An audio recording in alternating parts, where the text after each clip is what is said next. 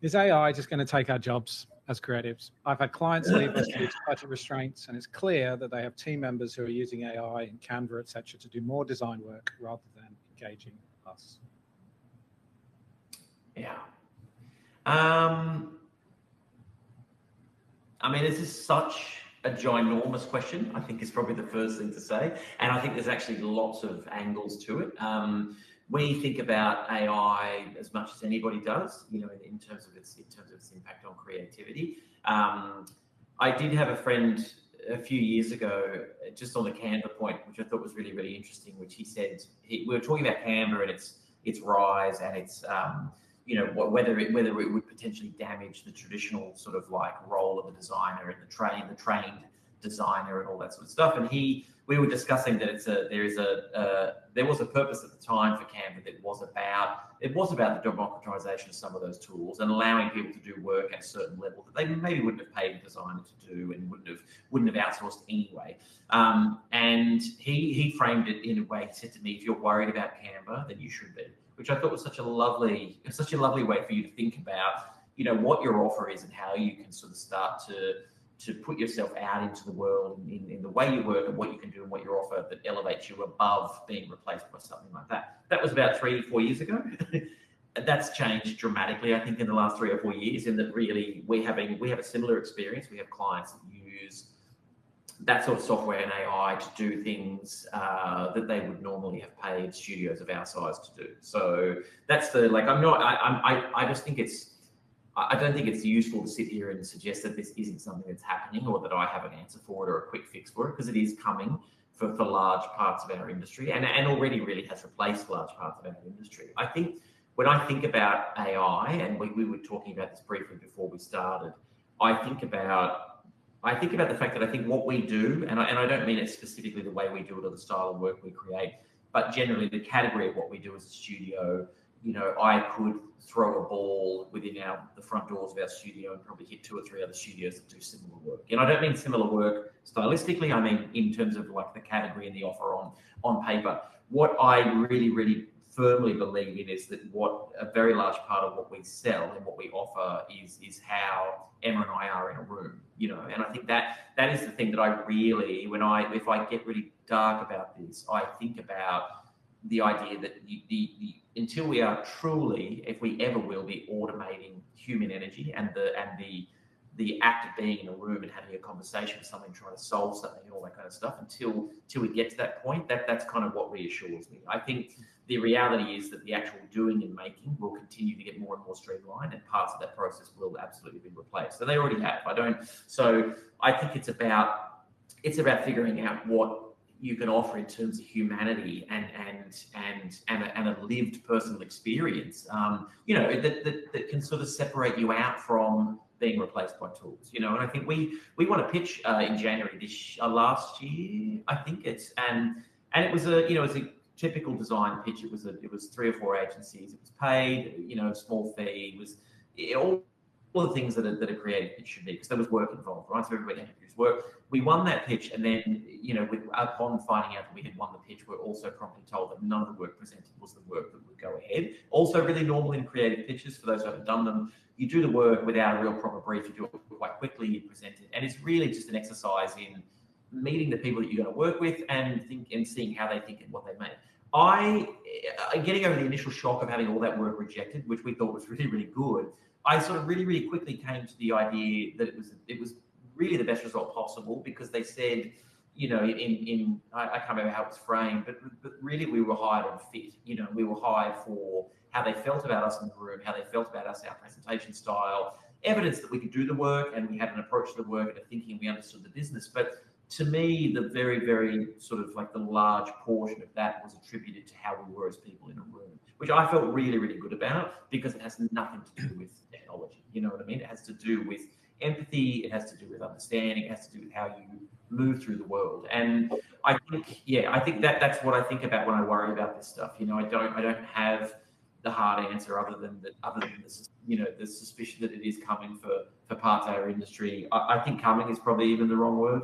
You know, I think it's here, and I think, you know, I saw Canva do the campaign in Europe probably 6 months ago. where the whole exercise was to name and brand and guideline our small business, and it was all done in Canva.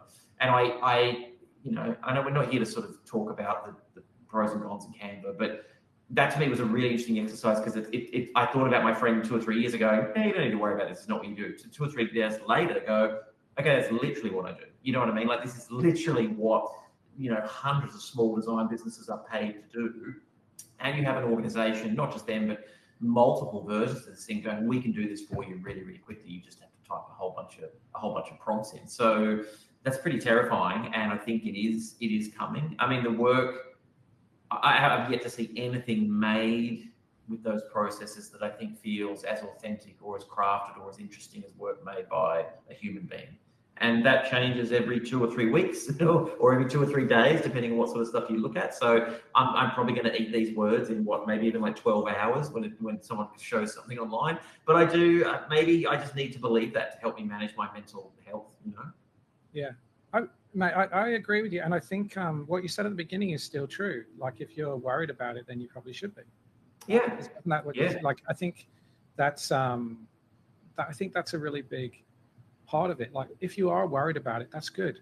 Go find out more about it. I think what I've seen a lot in this industry at the moment is leaning out, not leaning in.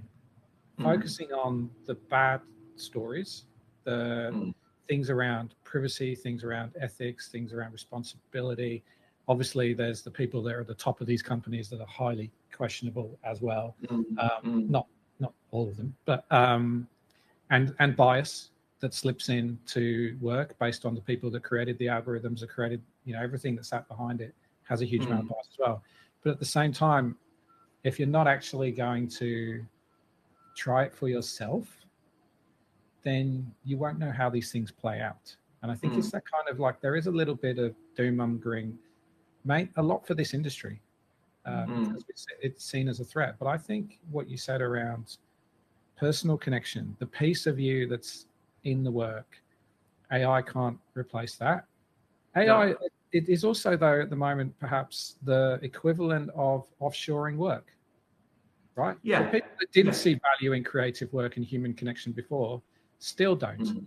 And so, instead of now offshoring the work, they'll go, well, we can do this quicker and faster, and the result's good enough. So there's still, I think, a little bit of that around. It is scary how quickly it moves and how good it gets, but the real kind of human connection. And I was at an event in London last week talking about AI and its effect on delivery, and the whole room pretty much came to similar conclusions around connection. And if you take a brief or whatever it might be, ultimately the outcome is, can we connect with a target audience? Not can we create 900 messages that are slightly reformatted to try and get a better cost per acquisition, whatever it is. Like, that's going to exist, but that's existed for years as well. The original piece of, like, how do we create connection is still remains. So I look at it every day. We're working on things at Streamtime around AI and how it can help people. The biggest thing that we put a stake in the sand in is saying, hey, it's not about replacing people. If we can use it to help you make better decisions, then that's the way we're going to develop for it. We're not going to do it to, just take over someone's job. So. And also, can I add something to that, Andy? In context of, I guess, everybody not feeling the same feeling around AI, not just creatives, like this is the people that don't use Canva, like myself, are being replaced by chatbots. Of course. And people in finance or accounting are now being replaced by AI software and whatnot. So I feel like it's happening across all industries because AI is trying to disrupt how we think. And as you say, what remains is that hopefully we see that the tasks that humans have in connecting are the things that we can focus on and have more time for because we have AI. Does that make sense? Like, things that make us human takes away from the menial jobs that maybe AI can do, and then to reframe it as something less threatening, as a tool, rather than something that replaces us. Yeah, agree. And I think that is where I definitely like. If you treat it like a tool, then good, it's a tool, right? But if you suddenly become subservient to the tool, then we just hit Skynet realms, and nobody wants that. I was on the panel, I was with a guy called Jessel, who's the COO of Us2 over in London, and he said, to be honest, the way he treats it at the moment is it's like it's a really good kid, like it's a smart kid, but it's going to make mistakes. And I've heard other people refer to it as like a really good intern. And at the moment, just remember that, like, you're still in control of that. So I think but you've got to know it. You've got to know it to be able to have that control.